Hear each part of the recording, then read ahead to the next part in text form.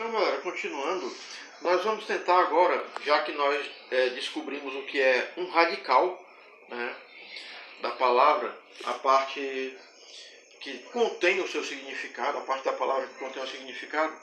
Então, já que nós sabemos o que é um radical, nós podemos dividir os verbos em dois grandes grupos. Quais são esses dois grandes grupos? Os verbos regulares e os verbos irregulares, né? Que é bem facinho da gente aprender.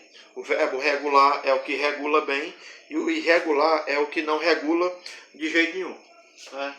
Brincadeira, nada a ver. Chega aqui para a gente dizer como é que a gente vai definir o verbo regular e o verbo irregular. A partir do seu radical. Se você conhecer a origem da palavra, a origem do verbo, você vai perceber como na hora da conjugação do presente, do passado, do futuro, a palavra ela vai se transformando, né? E a partir dessa transformação da palavra, você encontra o radical ou não. Se você encontrar o radical, o verbo ele vai ser um verbo regular, porque se mantém a origem da palavra, se ele mantém a estrutura, ele é um verbo regular.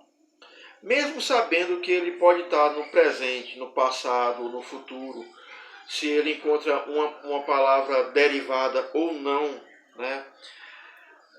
A origem da palavra, o radical dessa palavra vai estar lá contido. Então esse verbo vai ser um verbo regular. Chega aqui. O exemplo que nós vamos colocar é o verbo andar.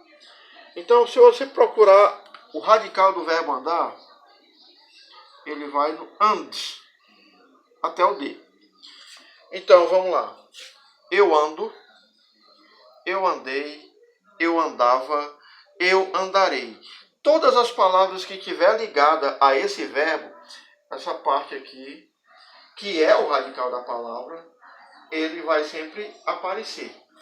Presente, passado, futuro, palavra derivada ou não, tudo, essa estrutura vai estar dentro dessa palavra. Porque é a raiz, porque é o significado da palavra, né? É o que vai fazer com que você entenda a palavra, de onde ela vem, e você sabendo de onde ela vem, você sabe razoavelmente qual será o seu significado. Verbo regular. Deu para entender? Então, se o verbo regular ele mantém a sua estrutura, o verbo irregular ele não mantém a sua estrutura. Ou seja, ele não vai apresentar o seu radical. Em alguns termos até sim, mas em outros não. Vamos dar um exemplo aqui agora. O verbo ser. O verbo ser. Aí começa no próprio presente. Eu sou, tu és, ele é.